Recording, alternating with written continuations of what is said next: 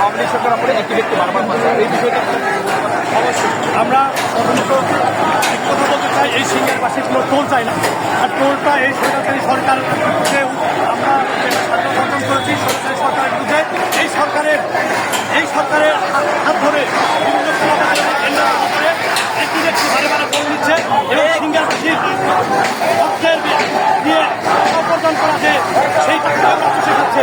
আমরা এই সিঙ্গারবাসী এই ধরনের কালোবাজারি সন্ত্রাসবাদী টেন্ডারবাদী লোক থেকে আমরা মুক্তি চাই এবং সিঙ্গারবাসী কোনোদিন টোল দেখতে চাই না।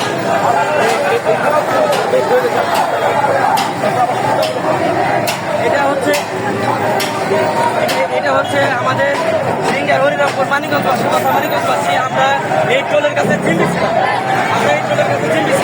আমরা এই টোল থেকে মুক্তি চাই। আমরা মানিকগঞ্জবাসী এই টোলের মাধ্যমে প্রচুর পরিমাণ অর্থ আমাদের এখানে ব্যয় হয়। আমাদের যাতায়াত ব্যবস্থা খুবই খারাপ, আমাদের ওই পাশে উন্নয়ন হয় না শুধুমাত্র এই টোলের কারণে আমাদের ওই দিকে ইন্ডাস্ট্রি হয় না এবং আমাদের জেলার মানুষের কর্মসংস্থান হয় না। সেই জন্য আমরা বৈষম্য বিরোধী ছাত্র আন্দোলন অতীত মাঠে ছিলাম। আমরা যখন 5 তারিখের পরে এই টোল উঠে দিই, তারপরে আবার অসাধু ব্যবসায়ী কিছু আছে তারা এগুলো আবারও বসাইছে। তো আমরা তাদের বিরুদ্ধে বিক্ষোভ ডাক দিচ্ছি এবং আমরা স্থায়ীভাবে